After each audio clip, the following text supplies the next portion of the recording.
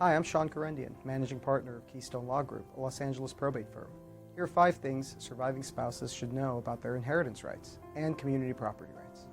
As a surviving spouse, the first thing you should remember is that you are the owner of 1/2 of all community property. California law classifies community property as assets that were acquired over the course of the marriage by either spouse. This means that even though there are assets that are titled in your deceased spouse's name, you may be the rightful owner of 1/2 of those assets. So if your deceased spouse is seeking to give away your property in a will or trust, you may have rights to stop that.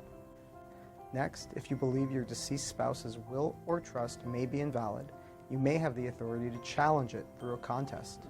A surviving spouse can contest a will or trust if they believe it is invalid. Common reasons for contesting include: 1. It was created at a time when the decedent lacked mental capacity. 2. There was undue influence, which means excessive persuasion that overcomes a person's free will and the result is unfair. Or 3. There were other forms of financial elder abuse. The next item on this list has to do with spouses who were unintentionally omitted from a will or trust.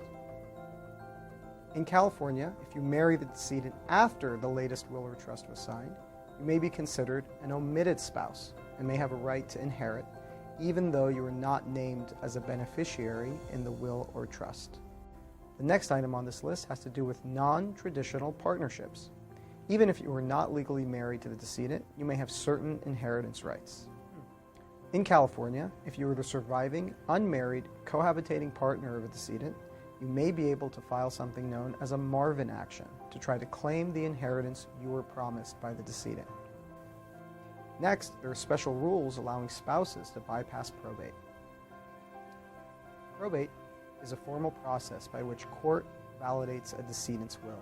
It tends to be expensive and can delay when you receive your inheritance.